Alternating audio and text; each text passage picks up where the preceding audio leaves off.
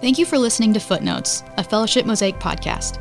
This is a space for us to dig deeper into Scripture, what is happening in our community and culture, and continue the conversations we start on Saturday nights. We are excited to have you join us as we pursue truth, holiness, and redemption together. Well, welcome to Footnotes, Fellowship Mosaic podcast. I won't tell you all about it because Ashley's voice just did, but this is Noetzel, and I'm here with Collin Jackson. Hey. And he's teaching our final night of our Ephesians series on the second half of chapter 6. Today is November 17th when we're recording, so next week is Thanksgiving. And with all that I'm seeing here in Collin's notes, it might be a long podcast episode, which is a gift from us to you to break up a week of football games and time with family. So sneak away and listen a little bit. But to not get stuck in constantly explaining this, we're just going to act like the teaching has already taken place. So, Kojak, would you just give us a quick flyover of this final Ephesians message before we get into it? So Paul, writing to the church in Ephesus, closes out with two commands in this chapter, or in this passage. Be strong in the Lord and pray in the Spirit. And so those are kind of the two things we focused in on the service at Saturday night as a church. So if you haven't listened, go ahead and go back. But in the midst of that, this is the passage that is often described or used in describing what we like to call spiritual warfare. There's some sound effects here that none of that. Oh, maybe this one. Yeah, that's the one. Ooh. Matt and I just found out we can make sound effects on this. Which, tell a joke. Go for it. Why do seagulls fly over the sea? Why? Because if they flew over the bay, they'd be bagels. All right. So spiritual warfare. Unpack it. I know you're kind of riffing off of verse 12 there of Ephesians 6. You want to read it? Read it to us. And so we didn't do as much in the teaching on this passage because there's so much. But I like the King James version, which I usually wouldn't say, but King James reads Ephesians 6:12 as the following: For we do not wrestle against flesh and blood, but against principalities, against powers, against the rulers of this darkness of this age, and against spiritual hosts of wickedness in the heavenly places. So it feels either like he's just saying the same thing over and over again, just giving you, in the way that sometimes Paul does, he just keeps riffing on the same phrases, or is he doing something else here? What's going on in this text for us? Yeah, and so fascinating. This is the only time the word wrestle there is used in the New Testament. Okay. Popular to the Greek, kind of in the Roman Colosseum, this is like close quarter, hand-to-hand, grab them around the neck and pin them down. Cool, grappling Wrestling. kind of thing. Yeah. So that's what Paul's communicating here. But if you notice, then, you get into all these different categories that he's using. And so, first, they're not flesh and blood. They're not human. And so he makes that really clear right off the bat. This is not a human that we're wrestling or struggling against. Rather, and then he lists off all the terms: principalities, powers, rulers of darkness of this age, spiritual hosts of wickedness. And so it kind of leads us to ask a question of, Paul, what are these things? And so for each of them, I'm not going to go through each Greek word. I'd encourage you to grab a lexicon and do that for yourself. But principalities indicates rule. It's a term to be used of a magistrate or a king. So it's coming out of the place that this is a ruler, a chief of some sort. In other words, that there's a hierarchy of wickedness that Paul's starting to piece together. So we have these principalities and then these powers. It indicates authority, which has been delegated. Fascinating enough, when this term is used in the Greek, it's a rule that you've been given, something you've conferred, and so granted this power. But both of these terms, principalities and powers, Paul's actually already used once. Okay. This isn't new to this passage. Where at? Ephesians 1:21. Okay. He repeats them here. But in both references, they are in subjection to Christ. So these are other authority figures that are still under the rule and reign of Christ. And then Paul starts to pull back the curtain a little more. The rulers of this dark age, the Greek for rulers here, it's only found, this word is only found in the Bible. It's one that Paul is bringing together, and it's actually it pairs well with, Jesus is referred to as the Almighty or ruler of all, and so the Greek word here almost inverts that term as the rulers of this darkness. So if we have Christ, if we have Jesus as the Almighty and ruler and King of all, the word that Paul really makes up here actually inverts it, that these are rulers and powers and principalities of darkness. So he's kind of setting up this idea where there's two kingdoms at play. Okay. In this list. And so it's not a word that would mean like antichrist, though. Nope. It's something entirely different. Okay. Very cool. And then you get to the spiritual host of wickedness in the heavenly places. So according to scholars, that this is like the collective phrase of the evil powers viewed as the whole. And so this wickedness, it's an active, evil, mischievous staff team of something that isn't human. Okay. And that term heavenly places, the heavenlies, Paul's using that here to refer to spiritual beings, so that this isn't a fixed location. So like if we were to say like the battle of in our history, that we can't refer to that in this way, because this isn't necessarily within our dimension of height and depth and space and time. Like this is something outside of just physical realm. It's a big deal. Yeah. I'm thinking about how often the threat is perceived not as something unhumanly, but as something very human, that the enemy that is set up for me by whatever spokesperson that I might be listening to would attempt to have me believe that someone else, some other person or group of people would be people, but it seems like Paul has none of that in this passage, at least. It's really interesting, and even in English, when we talk about dehumanizing another human, or we say don't demonize them, which is interesting, and even Paul, I think, would play with that word a little bit, where we are attributing to humans something that, and we said this in the teaching too. I don't think Paul here is saying that every act of evil is because of these spiritual wicked beings. Yeah.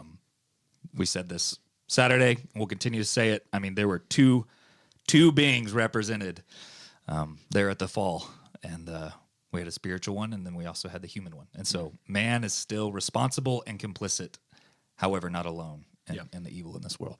That's and altogether, though, the spiritual hosts, the principalities and powers, as Paul likes to call them, they have one goal, and it's chaos and destruction and ruin. So Paul describes spiritual beings, not humans, in the heavenly realms, a different dimension, different sphere of reality, that are standing in opposition to Christ and his rule in our world. Ephesians 6:12. Strong. We did it. It's strong. Well, what else peels out from this then? Is there, for one, I know, having kind of looked at your notes, that you go into the material versus the immaterial, and some of what people are willing to kind of either overemphasize or underemphasize, both kind of spheres of things. But there's a bit of a like you use the word here, puzzle. It's a bit of a puzzling thing that's getting set up. So how has it knocked around in your head here? What's coming out of this thinking about the enemy not being the guy across the table from you, but the unseen, but definitely felt or experienced world of spiritual beings? I love puzzles. That's all. No, this teaching it addressed something I'm not comfortable with. It forces, at least me, it forces me to look and begin to ask some hard questions of, okay, so what are these things that Paul's describing, the principalities, the powers? Where else is this used throughout the scriptures and the connection pieces there? And probably most importantly, how does this even play into like how I get a cup of coffee, how I talk to my wife, how I relate to my neighbors, and like just function in the world? And so it kind of sent me spinning, and I have a Star Wars puzzle. Okay. Oh, it's so good. 2,000 piece first 2,000 pieces I've ever attempted to do, That's and big. I couldn't finish it. Okay. And for whatever reason, while I was doing my Star Wars puzzle, I also had the powers and the principalities of Paul in the back of my head, and I'm grabbing these pieces and starting to try to piece them together, and it kind of set the stage for what is this doing in the grand narrative?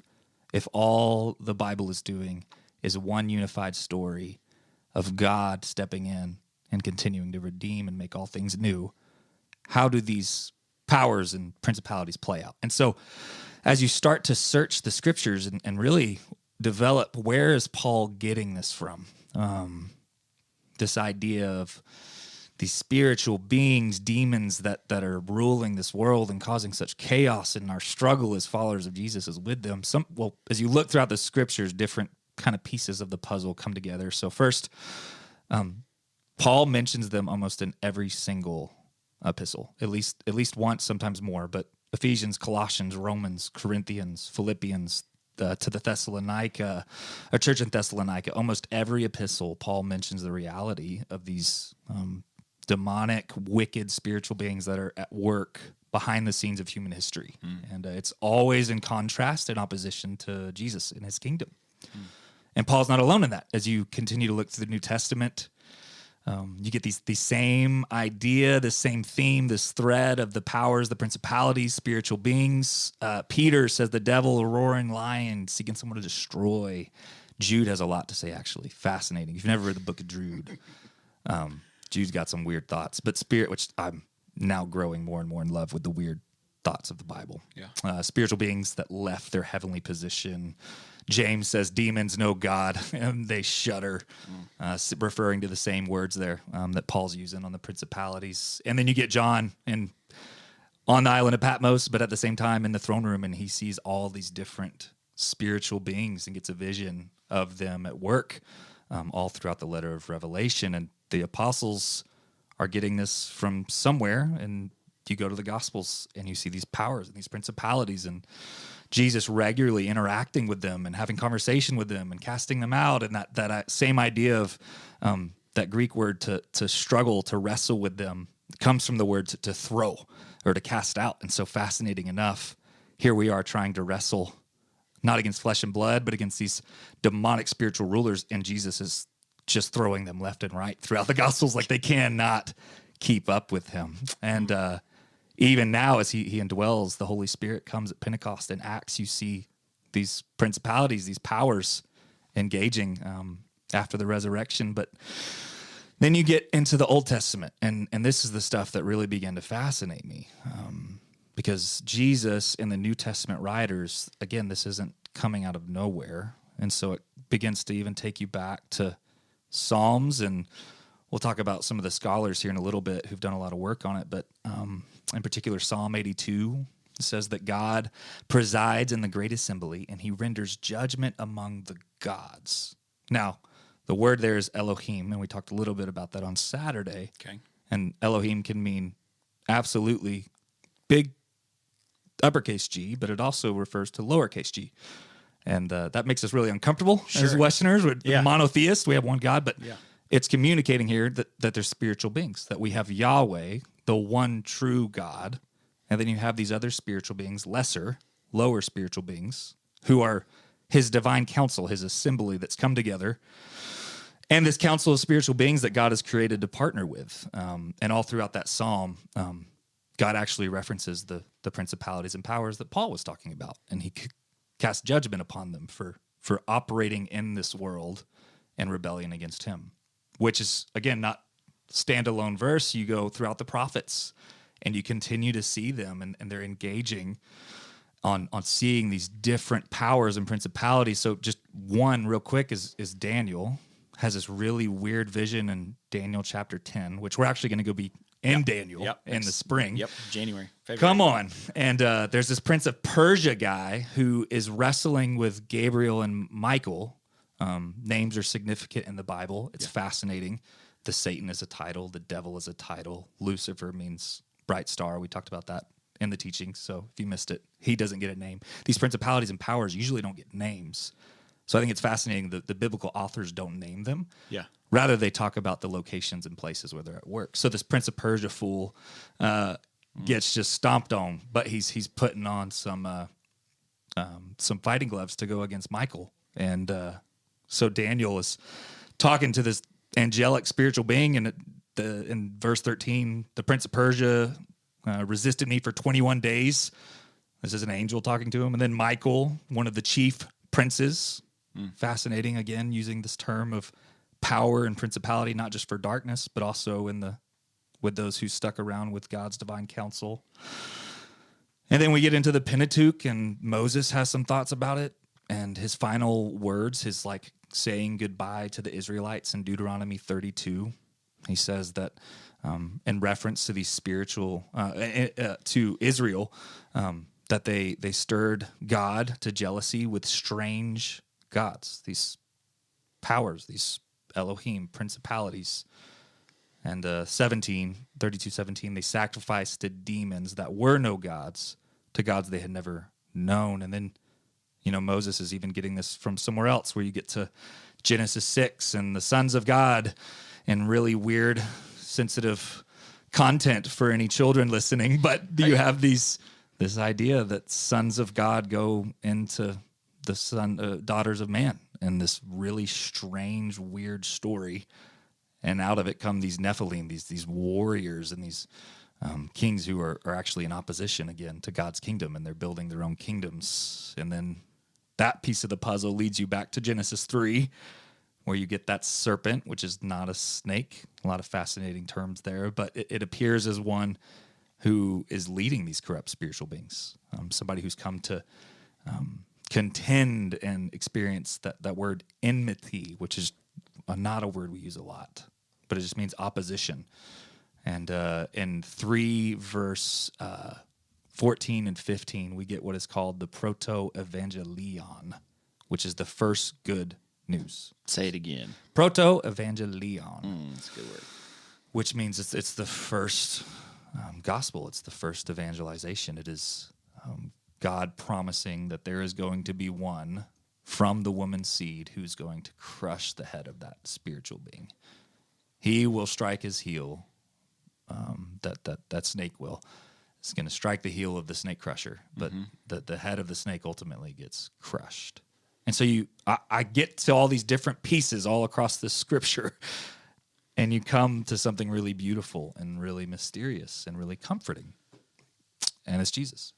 And it's his kingdom, and light and life overcoming the kingdom of death and darkness, and all across the biblical story. That's the story we get to enter into. So yeah, there's definitely. I mean, you have built, and if the phrase out of Narnia is further up and further in, then there's kind of an inverse of that as you like learn more or become more aware of dark spirits or what the devil is at work, or there's kind of a further back and deeper down or something going on here as you're kind of teasing out. Really, this is one of those ways. Do you know the term? What's the term? It's chronological snobbery. Yeah. This kind of, as I read, a guy alive 200 years or 2,000 years ago, writing in the, ancient Middle Eastern society, unaware of, some of the global ways that we are living now, and agriculture, and the fact that we've left the planet and all these, gone to the deep depths of the sea. It's no longer as mysterious to us as it once was. There's a way to maybe wrongly stand with pride where we're at and say, yeah, we've got it figured out. And yet there's in this recorded history of mankind, time and again, people are seeing the world maybe more truly how it is, that there's something else that we have looked away from, or purposely not responded to. For Paul to hit it over and over and over and over again, and for me to be willing to go about most of my days going, it's probably I need to get somebody some medicine, or I probably need to get a little bit more sleep, or it's probably a good meal that this person needs in order to change, and completely unwilling to look at, like, there could be other things going on here. what do we? Maybe this isn't the time for that question, but what do we do with this awareness? It seems like all of these New Testament writers are going, we see it, and I'm going, I think I purposely try not to see those things out of either fear of seeming superstitious or something, or out of maybe a nervousness of like, what do I do with this information when I look at it? Also, sometimes out of a desire to not give the devil more credit than he deserves. Like if I've done something in my own sin of my own will, I don't really want to give him credit. I just want to say I sinned and I need forgiveness, and that was so. I got a cocktail of things going on there. What do I do with those, or where do I take those, or where's hope in all of this? Totally. Well, a few thoughts. One, I think the more we can, and we said this in the teaching, the more we approach the Bible as Jesus and the biblical authors approach the Bible, I think the more, not just informed, but transformed we become as his followers, because we're now seeing the world not as a 21st century Westerner, although that matters. Like we're not trying to be ancient Near East. We're not trying to get back to Egypt, you know, like as Exodus, like the Israelites were always trying to get back. Like, no. However, the scriptures are written for us and not to us, but for us. And so we can use this information to be able to go, okay, I can see the way that Jesus and Paul and the biblical authors saw the world. And I think not only should that really encourage us, I think it should inspire us then to just behold how much more beautiful and incredible and infinite our God actually is. And so for me, that my first posture here, it's awe and it's wonder. It's not, oh my gosh, principalities and powers are everywhere. It's not fear. It's faith that I can actually now, I go, even if I were to go back now through Ephesians and just see what Paul says about the heavenly realms, and I think that is the first thing. It allows us to step into the reality that the biblical authors and Jesus held, which helps us follow him more. Two, Paul's commands in this passage was not to fix your eyes on the powers and the principality. It was to struggle with them. But even as we said in the teaching, and I encourage you, if you haven't listened, you're missing out. Be strong in the Lord and pray in the Spirit. So as we struggle against these, Paul is not telling us to go out and wrestle demons. It doesn't work. What we are going to do, though, is to be strong in the Lord, to put full dependence on him, because he's already disarmed them. They're done. Like the empty tomb, the cross and the empty tomb, it's finished. They are disarmed in this battle. Hands tied, and Jesus is sitting on their neck. So we just get to come sit with him. And we get to be with him. And we pray. The juxtaposition of you saying he's sitting on his neck and we get to go sit with him, like it's a good picture. I like it. So I think awe and gratitude. If you get anything from all of this, Genesis to Revelation is God revealing his loving redemptive plan for human history, and not just for the earthly realms, but even the heavenly ones, and that we can worship him in that. It's good, man. Thanks. You worked back to the garden, and you're tying all these images of the snake in the garden, the hope of Christ, the picture of what happens on the other side of the cross for us. And I can't get out of a podcast without talking about my favorite musician. I'm there again. Which one? Which button are you gonna push? This might be the best and worst thing we've ever found on this thing. It's so good. Oh, man. This is also a good one. But he's got what I've come to call my favorite Christmas carol, and they're talking about each of the animals that surround him in the barn on the morning he's born. All are grateful for something else happening, because the sheep know he's there to take their place. They're not going to be sacrificed anymore because he's the one last true sacrifice. There's, the various other the donkey is like, hey, 30 years from now you're going to ride someone who looks like me triumphantly. There's just some cool stuff going on. But the song builds to this final verse, and it says, "The night was cool and clear as glass. pass with the sneaking snake in the garden grass. Deep cried out to deep, Christ to his Father, the disciples fast asleep. And the snake perked up when he heard you ask if you're willing that this cup might pass. And then an interesting idea he teases here. We won't go into it, but we'll jump over it. He says, but does not the Father, this is Christ now speaking, does not the Father guide the Son? Not my will, but yours be done. What else here to do? What else me but you? And then this conclusion, I think, I think this is the kind of thought that you're teasing out of the scripture that just gives me deep hope. It's the snake who'd held the world a stick, a carrot and a string, so dangling out in front of us some meager prize was crushed beneath the foot of your not wanting anything. I don't know. That's a God I want to worship. That's a Christ I want to be like. Me too. Me too. Well, where else are you going on this bad boy? I think to close, there's so much more. And if anything, leave this time, hopefully go pray and enjoy time with the snake crusher. And that his invitation to you is to walk in new life and in freedom. So that would be my first hope. Secondly, I just encourage you, there is some really, really, really great resources to dive deeper into this if you want to geek out like me. One is our very own Nick Rowland and Garland Autry down in Fellowship Fayetteville have a podcast called Out of Curiosity. And they did 3 episodes dedicated to this theme of spiritual beings, Nephilim, and Elohim, all these different words. Really gold content. Next, oh my gosh, Bible Project, Tim Mackey. Really, really good. They did a 7-episode series, I think, that really unpacks almost every passage we walk through. And if you want to go into the deep end and you want to hold your breath for a while, Dr. Michael Heiser has a book called The Unseen Realm, and he goes Old to New Testament, Genesis to Revelation, just walking through piece by piece. He's a Hebrew, Old Testament, ancient Near East scholar, and it's brilliant. It's good. Well, we'll throw links to those things in the show notes.